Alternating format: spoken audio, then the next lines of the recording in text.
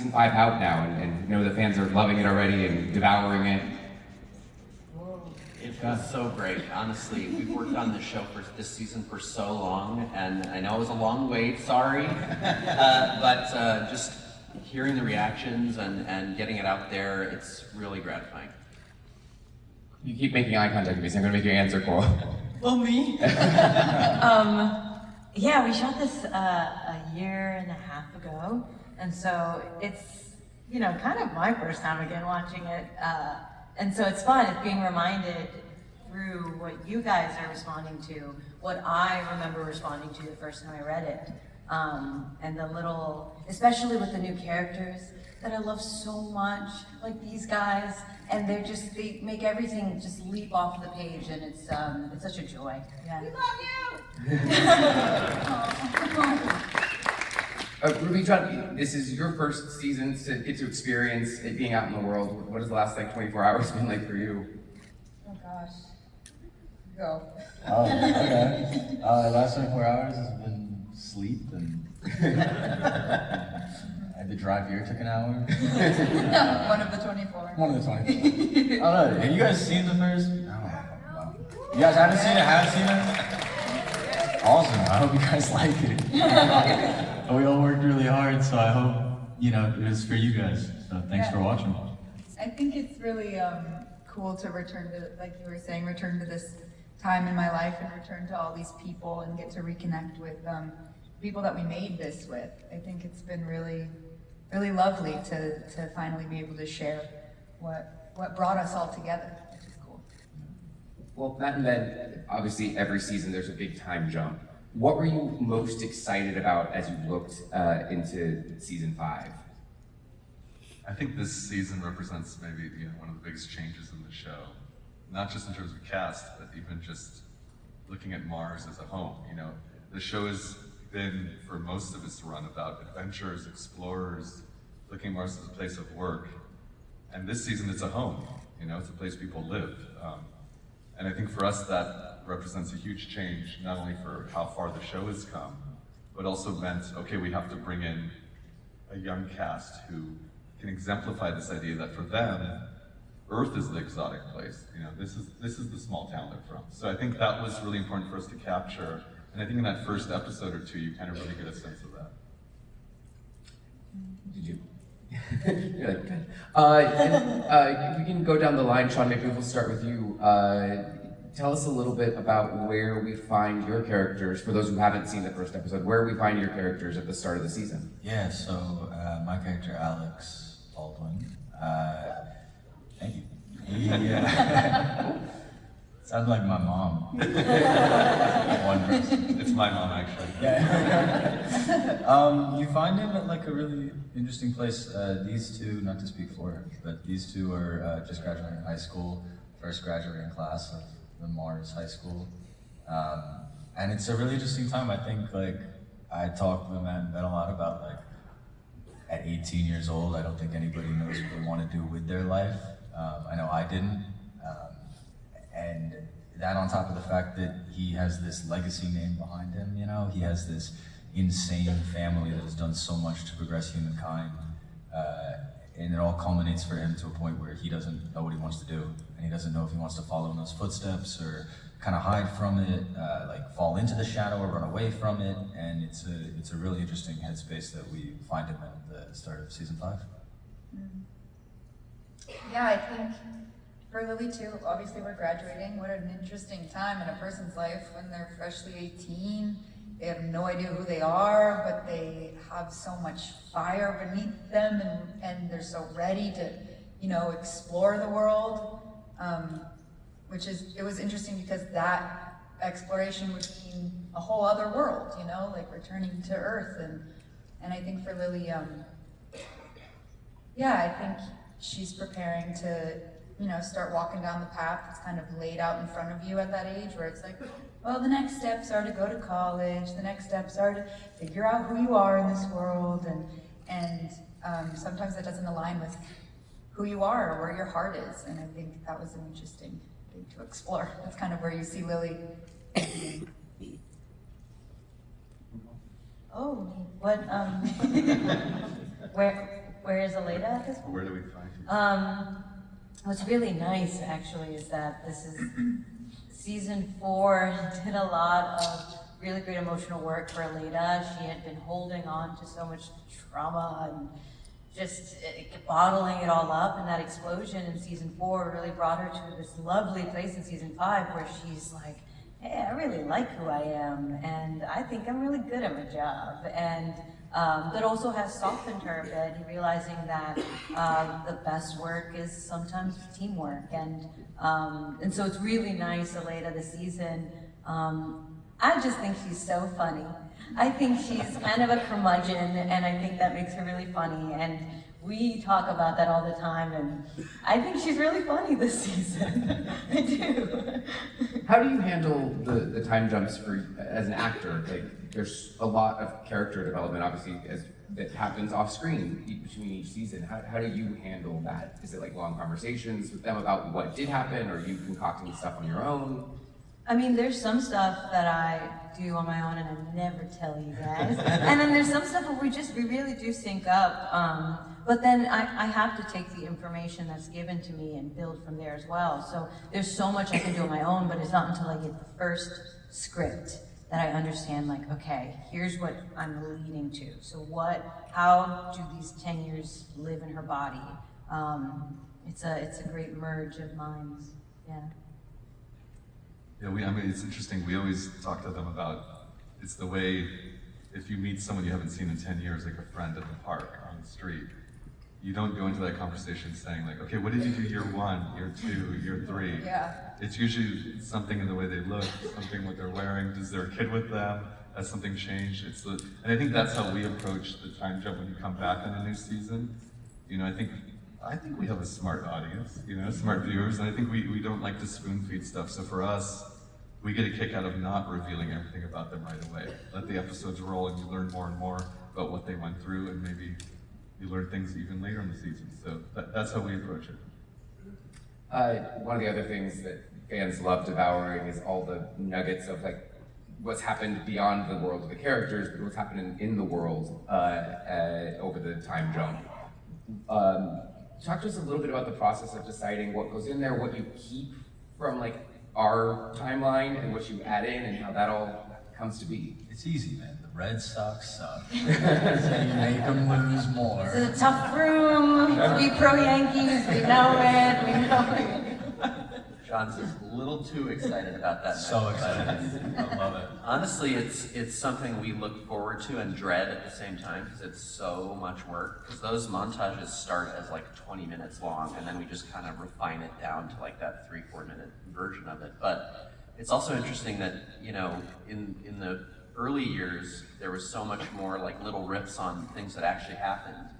And now that we're in season 5, there's a lot of the alt history of our alt history. So it's kind of building on itself in this way that really explodes our minds sometimes.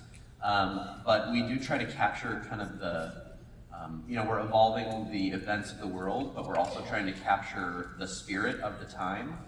And then there's also just things where Ben and I are like, yeah, let's put a Blockbuster on the moon, just because we love going to Blockbuster and we miss Blockbuster. It's personal. And obviously there's a fantastic large ensemble cast. Can you all let us know what people should expect from some of the other characters as we start off season 5? Yeah, you know, it's interesting. It was our intention early on with the show. We knew, I mean, that's what's strange. Even up here on the panel, there's no one from season 1. And it was an interesting bet we had to make with ourselves early on of like, for this concept to work, the cast at the end of the show would be almost entirely different from the cast at the beginning. But at the same time, that involved bringing in new blood with each season and also aging some of our other blood to make them much older than their actual age, like Coral. But I think that has added a whole level of fun to the concept and the making of the show. So I think for us, we didn't want it to feel like in one season the cast entirely changed, right? So we've kept certain characters going. You know, like Joel has been with us, you know, through season 5. Then you have characters who've come, like Ellen, who became president, and we felt her arc ended. So this year in particular, I think bringing in, you know, these two, Ruby and Sean were key to kind of the generational story of the show. The idea of, which is crazy to think, you know, we told the story of the children and now we've gotten to the point of the grandchildren. This generational story, 3 generations now, is a thing that I think even Matt and I didn't realize when we started the show, when we pitched the show. We thought, oh yeah, you have to jump in time because of space and space exploration.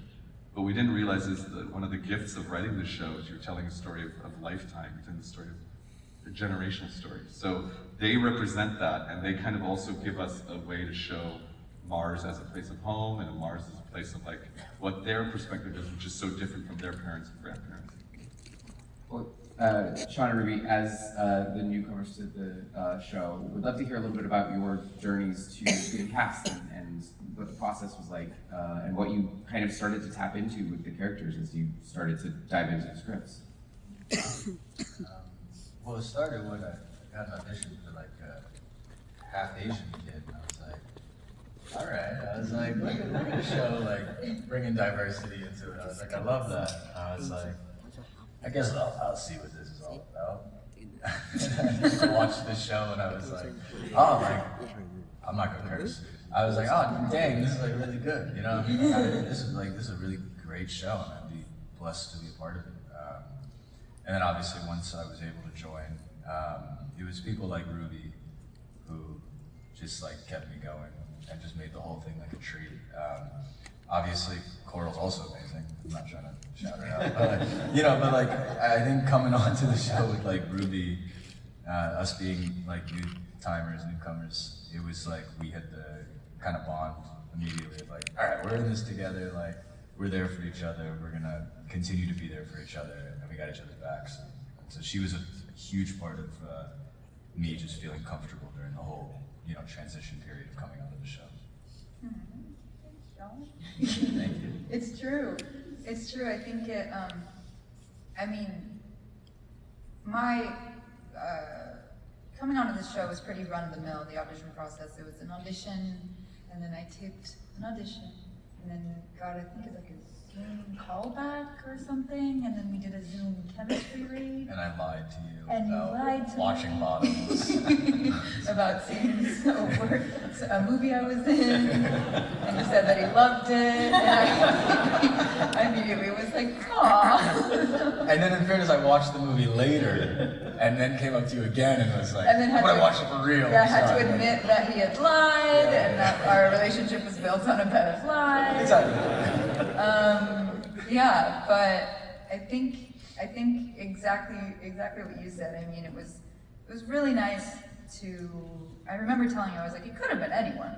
We could be doing this show with anyone, and you know, you start a new project and you're just thrown into an environment with all new people. It could be literally anyone, and it ended up being hearts of gold, which I think is just so rare.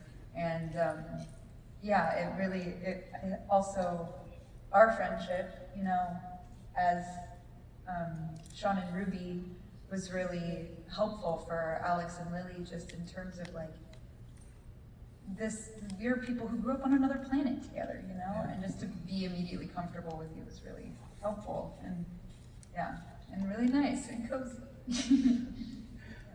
You all played characters that we met in their younger years. Did you dissect all those scenes as you came onto the show and paid close attention to them, or did you ignore them entirely, or just watch them as a fan? I mean, I ignored him. I always, I always think it's more interesting for me as an actor to hear what people have to say about me than to see how, like, the younger version of me would act. Like, I think the way other characters describe me is more important than the way that, like, the younger me would describe myself. Like, you know, they talk about Alex and he's like, well, as a kid, he was crawling in vents. Like, this is his home, and he doesn't know any other place other than this. So it's like, coming in, I was like, okay, well, I know that I have to be the most familiar person with this set. And, like, I know every turn, I know every which way I'm going, and that kind of thing. But I didn't watch the child actor. And it was like, I'm gonna steal his nose. To the last detail. Last detail. Yeah. One major element of the show, obviously, is the sci-fi and all the science that goes into it. We'd love to start on this end of the table and tell us a little bit about how you all take things that are real and maybe twist them a little bit, and sometimes some things you're concocting completely from your heads. And then for the actors, how you tackle those elements of it, particularly if you're having to say a lot of science stuff. It's, you know, if I told the high school version of myself who did not do well in science or math that I would be like writing all this very technical dialogue, I would be like, oh God. But I do feel like over the last basically 10 years I've been working on this show, I feel like I could probably design a rocket myself at this point.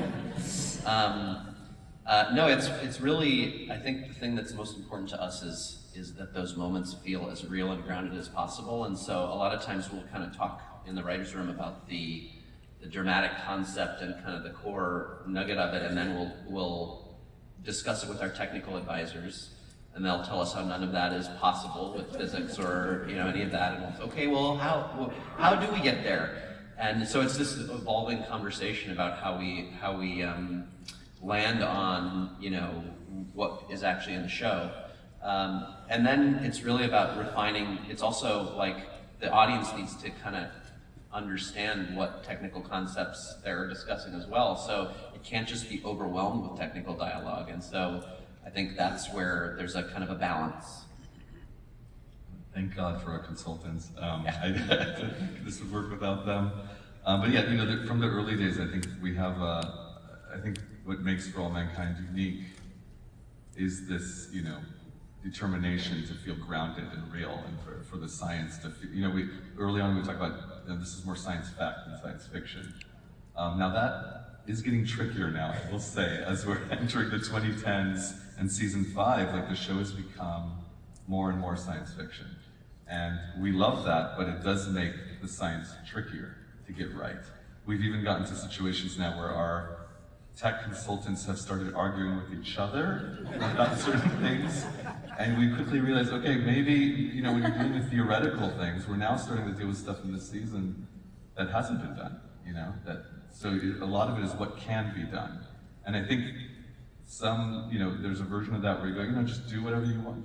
We're free to do whatever we want, but I think it's important for us, especially now, especially where we're reaching this point in the show, for it to still feel real. I think that's something that we talked to the cast, we talked to everyone in the crew about, is grounding it in that reality so that even if it feels like we're talking about things that haven't been done yet, they feel like they could be. One of the things I found fascinating in the conversation that we had for a prior season was even the stuff that we're not thinking about or you're not talking about, down to the design of how a spacesuit on Mars would be different than what you would need for on the moon. And so down to all those details, it's fascinating how much every department has to get involved in that. Oh yeah, it's crazy, and we have such talented artisans that like our costume designer Esther Marquise, she's, you know, she has now become such an expert in spacesuit design that actual space companies are having her consult on their actual spacesuits. It's crazy. I mean, she's just like embraced it in this amazing way, and our prop master and our set designers, like they do such deep dives into all of the sort of the science behind these things, and I remember when in season 1 our prop master Jamie ran up to me, he's like, I got the actual wrench that they used on an Apollo mission, and he went to like a fair in Arizona to get it, and he's like, that's the commitment of these amazing people. No, and to add to that, you know, it's incredible when we started this show, you know, one of the motivations was our frustration that the space race died down, that there wasn't exploration of space anymore. In the 10 years now, it's totally changed. Like, you see it coming alive again in the Artemis program. I mean, it's about to launch in a few days, which is crazy. And actually, a lot of what they're doing, when you look at the moon base that they're looking to do, it's not so dissimilar from Jamestown.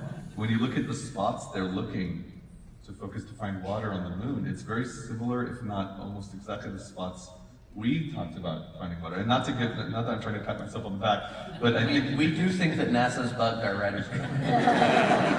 I think it just goes to show the level of research that our team puts into this kind of things, you know, that they're really thinking about that. So I think that's really a testament to that.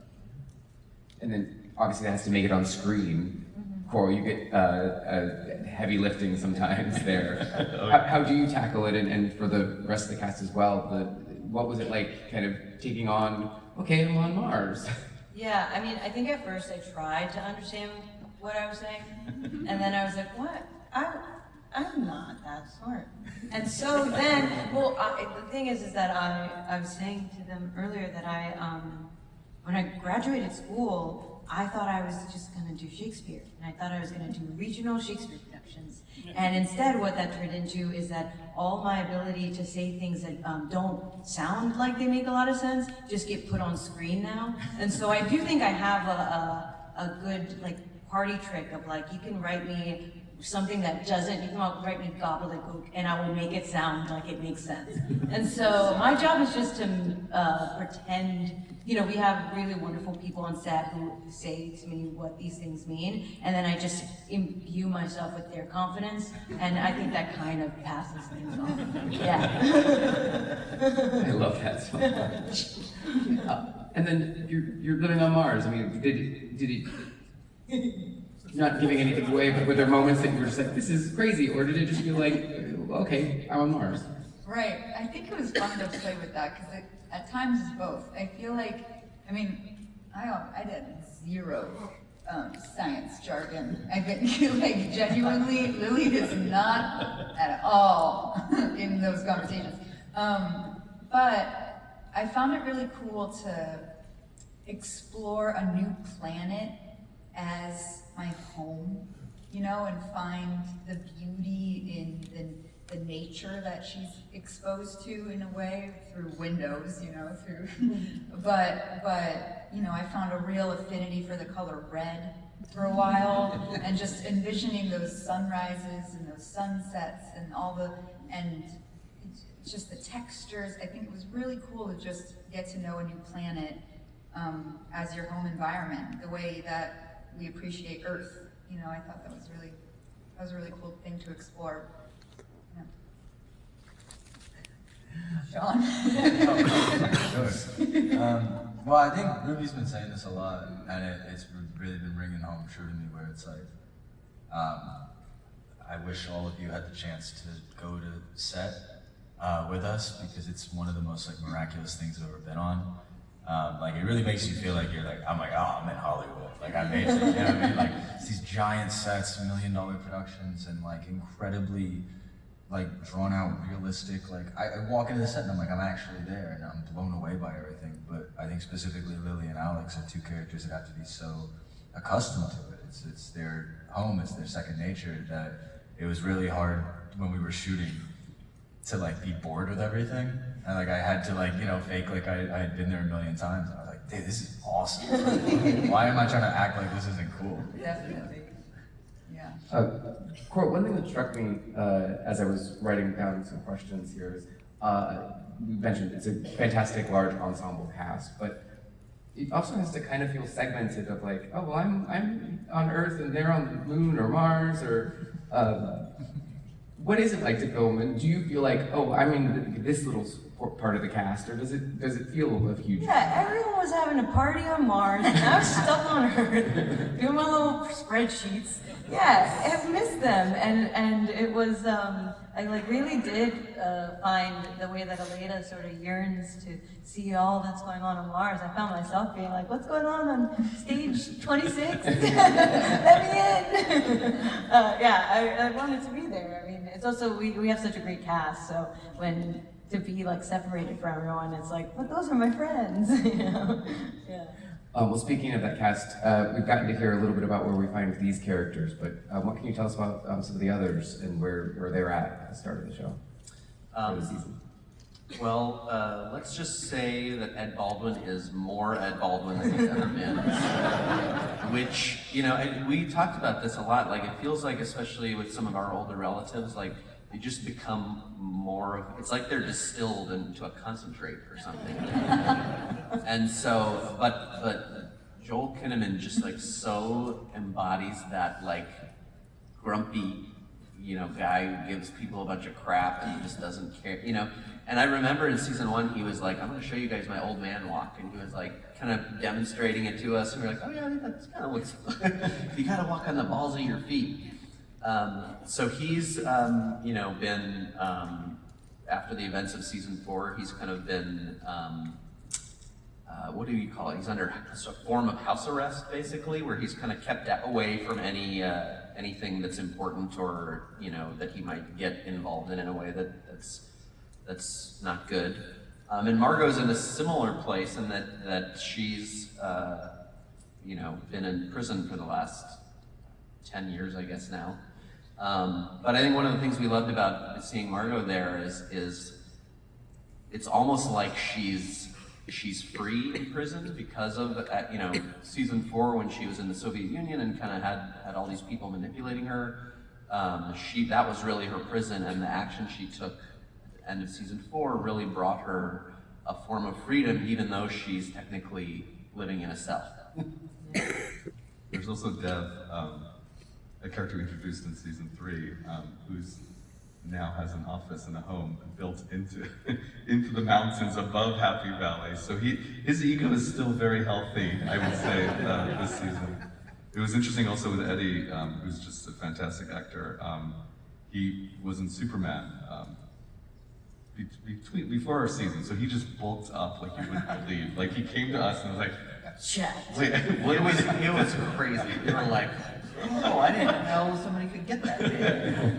And we're like, how do we, because on Mars you usually lose bone density. How are we gonna explain this one? So we said, let's lean into it. If anyone could defy Mars gravity, it would be, That's right. Devayesa. Ben had this great idea of doing the Men's Health cover in the montage just to sell Dev's Mars workout routine. And look, it also, you see some of the tech billionaires now, they tend to focus on their bodies, and you're seeing that. So I think if anyone could work on it, it'd be him. But yeah, he's a lot of fun this year. I mean, we have some new people coming into the cast too. Mireille Innes from The Killing, who's just, she's a fantastic addition to the cast. She's kind of one of the new Mars peacekeepers.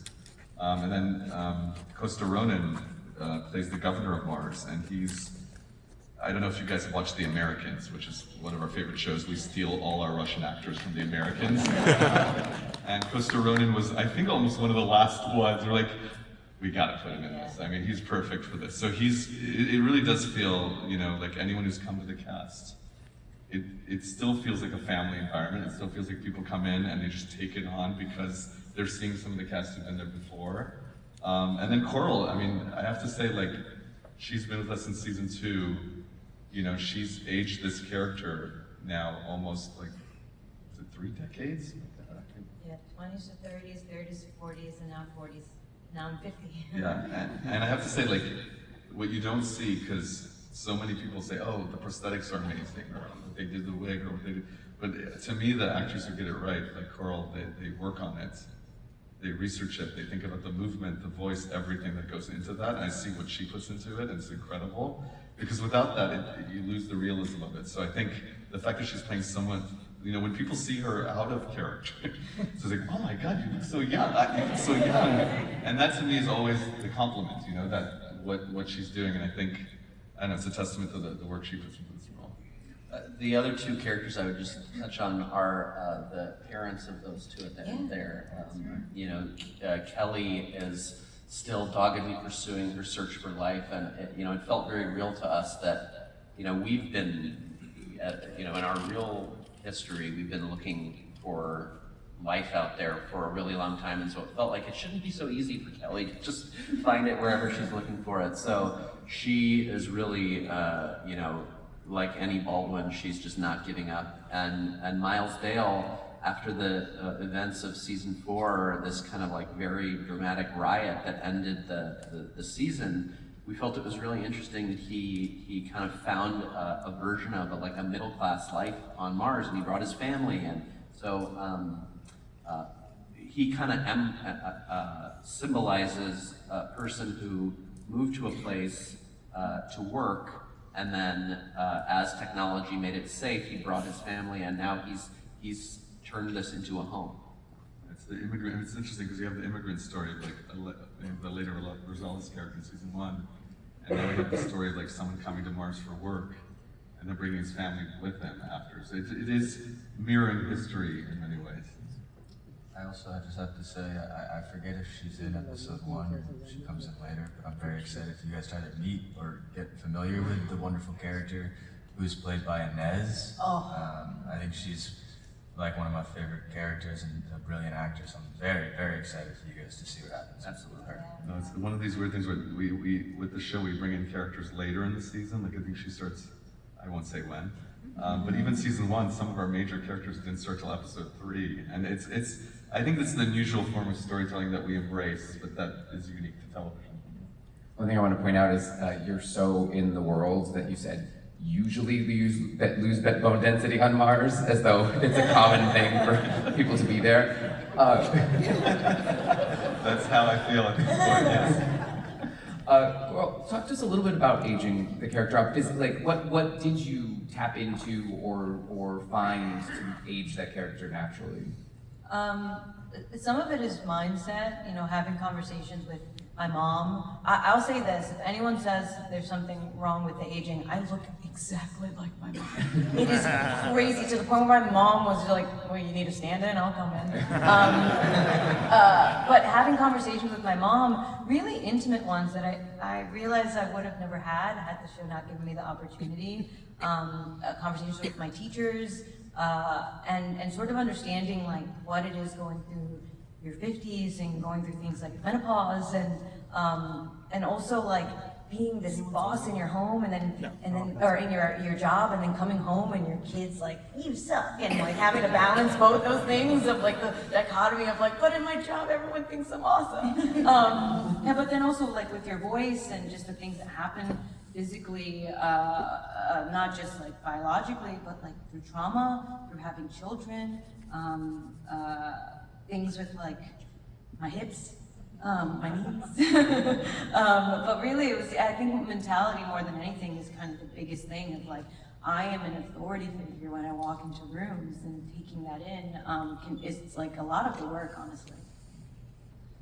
You all mentioned the happy accident that ends up being a fitness cover. Have there been other happy accidents or things that you've surprised yourselves with, the directions that you've taken characters, or an actor just brings something out of a character that you weren't expecting and that becomes a trait of theirs? It's happened so often, actually. It's sort of a thing. Like even Pam in season 1 was the bartender. We didn't know how big a character she would become, but we saw what she was doing. And like, oh my God, there's something here, and there's something here with Ellen, and we built on it. I would say even Gordo Tracy, the infamous ending of that season. Like I think for us, as much as we knew where we wanted to take the idea of losing 2 characters who are so integral to the show and 2 people who we personally loved, was so difficult. And I think that's the thing. Like sometimes we've recognized that the more painful it is for us, the more painful it is for the audience as well. So we've had to make those decisions, even if there have been a lot of arguments in the writers' room about those decisions. And we continue to, I think into season 5 as well. I think we knew we're going to have to lose some characters along the way, but it's I think one of the most difficult things for us on this show, because most TV shows, you have a group of characters from season 1 to the end, like you ride with them. And it's surreal and a little bittersweet, that I think we've been lucky enough to bring in new cast members. They're just as talented, they bring just as much. But I don't know why Matt and I are still around. That's what's odd. Why are we still here?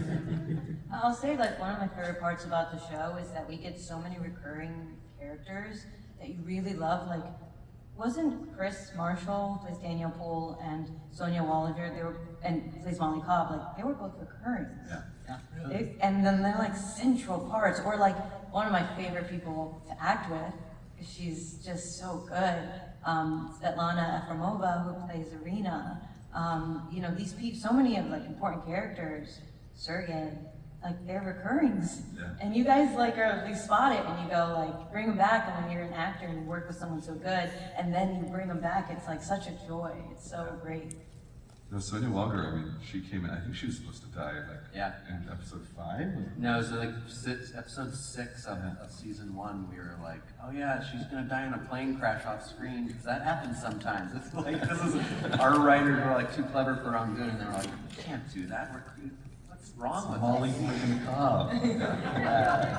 And with Chris Marshall as well, like we saw what she was doing, and we were like, I think she should be on the moon base with Ed and Cordo, and then it just like opened up this whole world of that character in a way that was such a gift. Or the way Sarah Jones would, it's funny, we saw Tracy a little softer than Sarah was playing her, and initially we were kind of like, that's not quite how we saw her, and then we were like, oh, but that's better. that she has that edge and that like grit, and it was, so we lean into that in the writing. I think that's the magic of television, that with features you have to write and then you're like shooting in a while, the script is done. With TV, we're still writing while we're shooting. So it's stressful for sure, but what it creates is this magic where we're able to respond to what we're seeing from the actors in what we're seeing in the first few episodes in the footage, and able to change the trajectory. So we've done that almost every season. So excited to get to see the rest of season 5, but it has been announced that we're getting a season 6.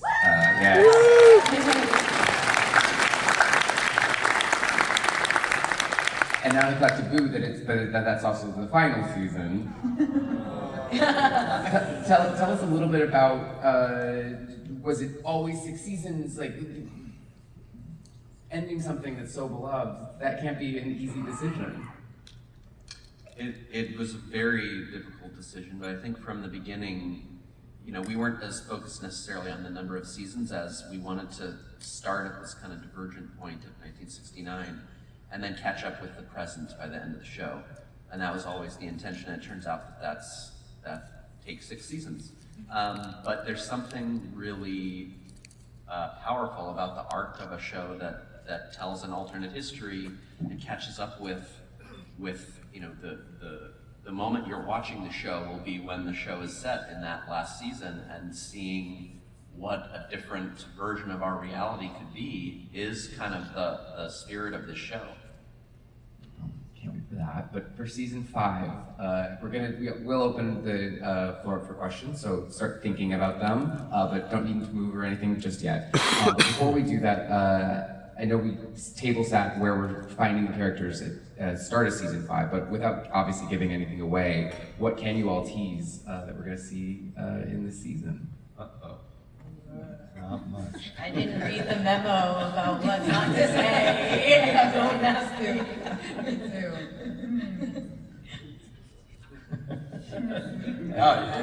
You want someone to ramble? I can ramble. No, hell, absolutely not. I don't know what you guys can expect to see. I think the beautiful part about this show always is that obviously it's a sci-fi show, but I think first and foremost it's this like incredibly grounded like character-driven drama. And the one thing that I loved about reading the scripts through 5, if I make it that long, is that nobody laughed.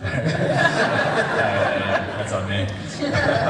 But is that like there's like real growth. Like I was able to map out Alex in my head and on paper throughout season 5, and just really kind of figure out where he's going. And I think at the start, it's this young 18-year-old kid, and I have to say that it's a classic story of kind of boy to manhood. And I'm very excited for you guys to see eventually where he does end up at the end of season 5, because it took me on a journey, and I'm just excited to hopefully take you guys on a journey as well. And also hopefully bring in the Baldwin name to a different kind of light. I'm excited to see you guys, have you guys see if I ruined it. That was the best non-answer answer I've ever heard. Beautiful work, Sean. Anyone else want to attempt any? Or What I'll say is, I think, obviously in the trailer you see that there is a brewing conflict between Earth and Mars, and that kind of is the story on Mars of this, these people really trying to get ownership over their own future, but there also is in the show looking toward what's over that next hill and exploring even further into the solar system. And so, without getting too much into the details, there is that, in that very For All Mankind way, that kind of journey to the next exciting place in the universe. And you know, this show, like, we go big as it goes. It gets bigger and bigger and bigger. And I think it's been interesting because the first finale was pretty big, and I feel like we have to top ourselves every time we get to the ending. And I have to say, without spoiling anything, I think this season in particular is as emotional and dramatic and action-packed as any we have done. So I'm really excited for people to get there. Cannot wait. I also cannot wait for some of your questions. So we are going to start taking those. Ooh, hi. Hi. I love your show. I don't have nearly enough friends who watch it with me, so it's fantastic being here with other fans of the show. Coral, you look so young. It took me a minute to come up with a question that was not spoilery. So for the actors, don't tell me the episode titles, but which episode do you think your best scene is in? Which number this season? Wow. 3. Oh gosh. I'm convinced that the ones that I'm the best in are the last two, which nobody's seen yet. You know, I don't have an answer. all of them. All of them for All me. of them. So much. No, I'm kidding. Thank you. Good afternoon, Thank you. Patrick. And I've been fascinated since the very first of this. I've been involved in, I was on the Apollo 14 recovery myself, so years ago. And so I've been following the space program all through the years.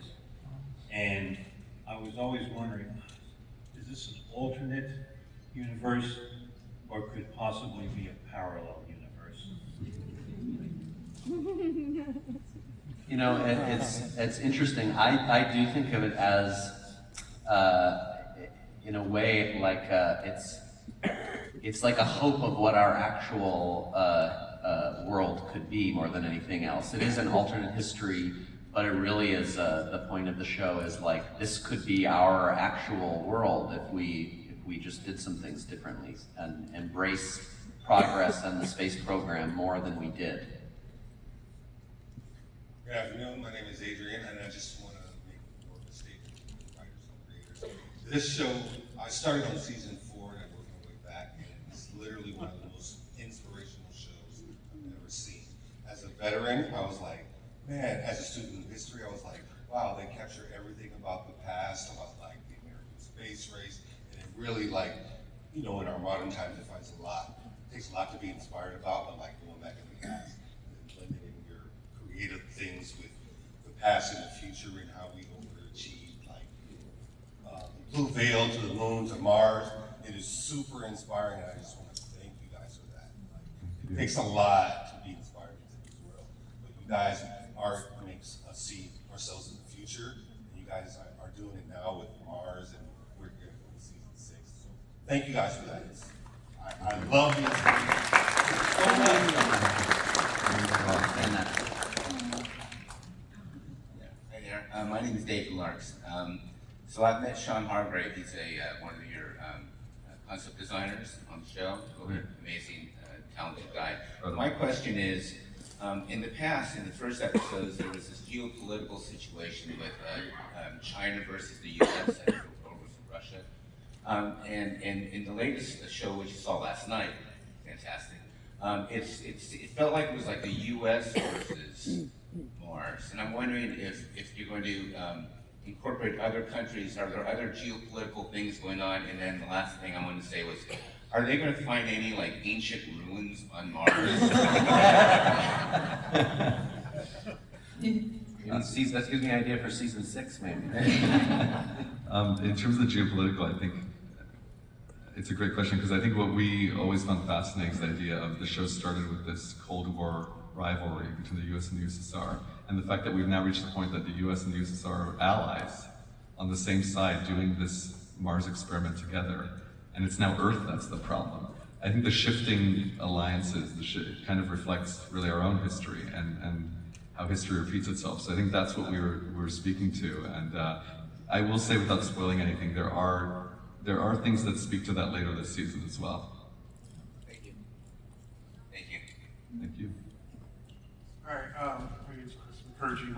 My father actually was a mission scientist on the Apollo program, and he predicted water on Mars. Wow. Amazing. And water on the moon, and then he worked on the moon in return. But he was somebody who literally lost his job. That whole generation of scientists got just, they had to take Air Force quality assurance jobs and things just to feed the family. My dad actually just retired. But it was, the first 4 seasons have been a lot of wish fulfillment for, people who were in the aerospace industry and saw that just disappear. Yeah. And it seems like in season 5, but I myself, I worked on the James Webb Space Telescope.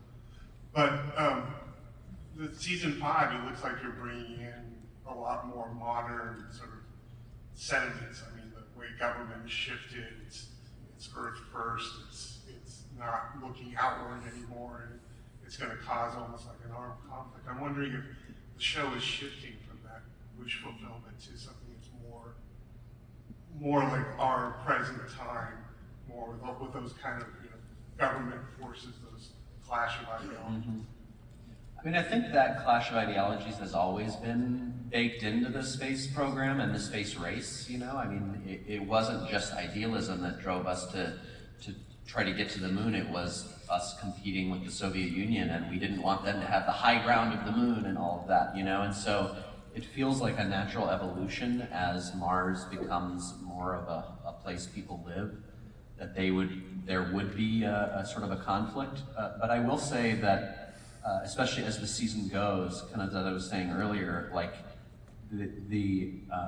there's a danger of the conflict kind of overwhelming everything, but there are those people that are continuing to look to the skies and pursuing that. And there is a particular moment where that creates kind of a rallying moment for people that I think it really is about how that can bring people together and be inspiring to people.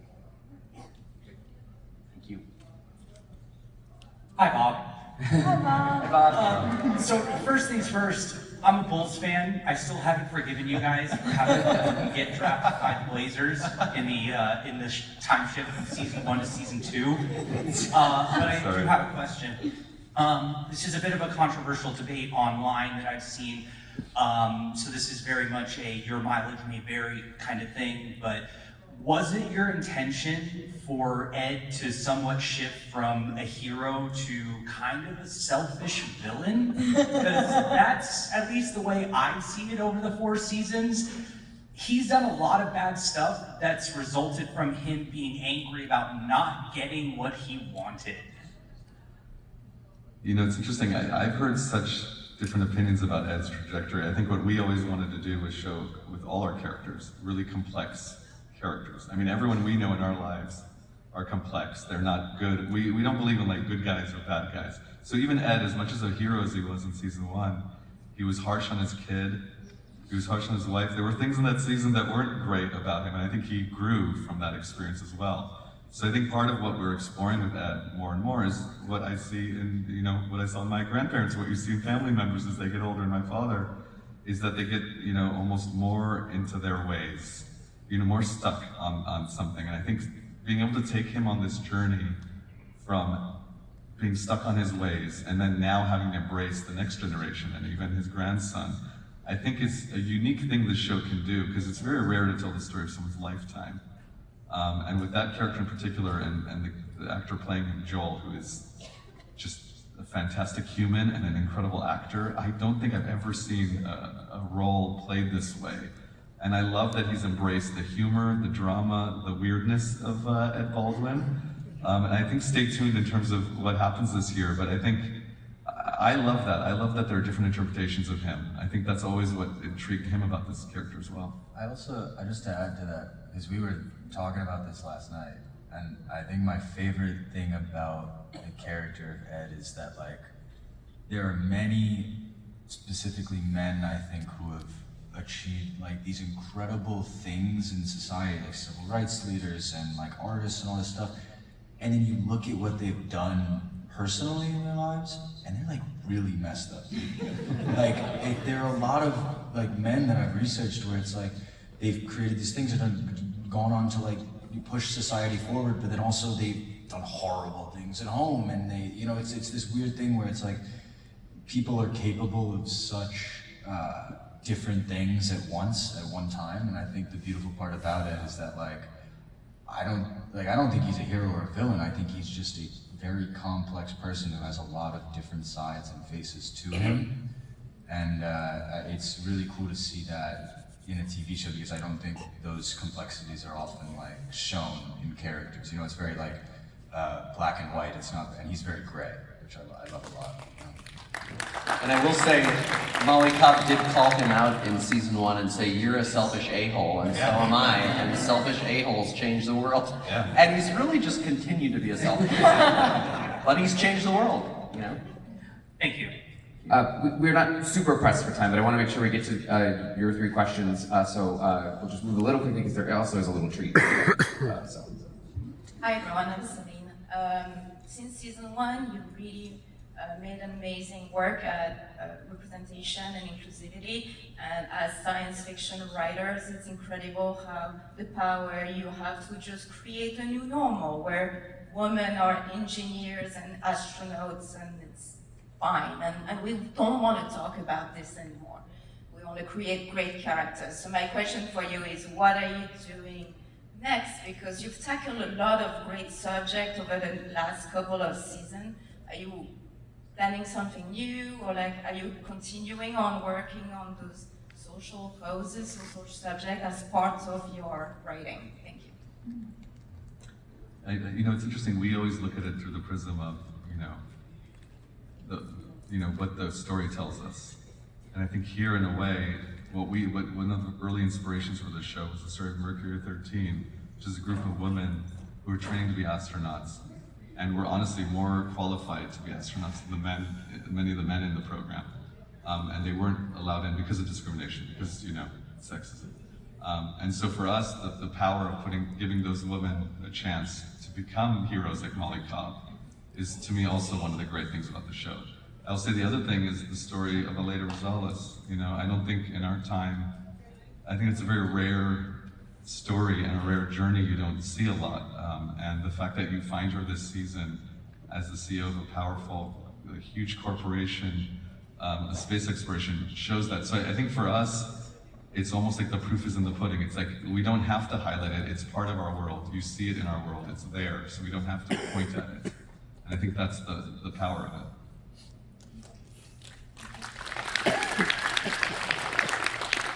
I have a quick question. I just want to know if Aleida ever apologized to that guy she dumped after he pushed her to go back to NASA. Man, she's such a jerk sometimes.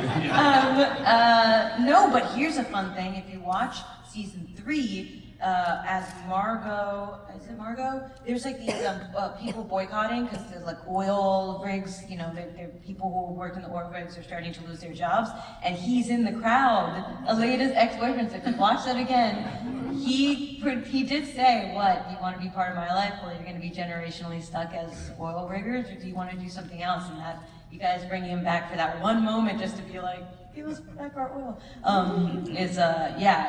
She didn't apologize is what I'm trying to say. Sweet.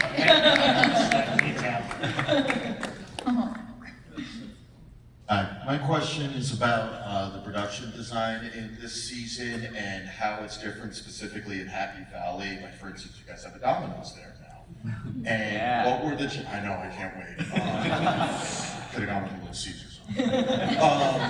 But my question is that, from season 3, when you guys were first on Mars to now, what were the challenges of building out Happy Valley, where the first 2 seasons, it was much more kind of an industrial place where you were going there specifically for work, whereas in this first episode, you're now seeing it's a place where there are families at now, and that there are going to be generations that are going to be coming forward over the next couple of years over there.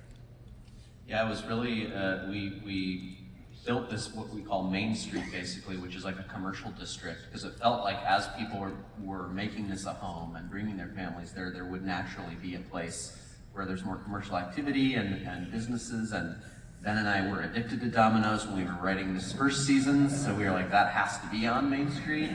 But there's a Starbucks coming soon and stuff, and I think it really was just another way to show the scope of how big this has grown, and we thought about how they would build it. They kind of built it down into the Martian regolith so that it would be protected and domed, and the other thing I love about our production design is the evolution of the tree that you see planted I guess it's in season 4, they planted it, and it just keeps growing bigger and bigger over the seasons. And so it's all those little details that try to show not only how it's becoming a home, but how the base is expanding as thousands more people are living there.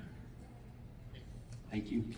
Thanks for all those great questions. I'm going to close out with a question for you all. We do have season 6 coming, but we're also getting more in the For All Mankind world. Tell us a little bit about Star City.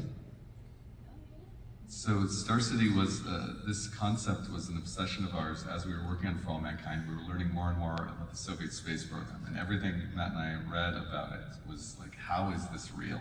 How is this a real thing? Because as much as people knew about the Apollo program, there's so much people do not know about what the Soviets were up to, and the secret city in the woods where they built a space program. And the stories we started to learn about, we felt like there's a story here, there's a show here that has to be told that's so different from For All Mankind. I mean, I know it's technically a spin-off, but it feels like very much its own show.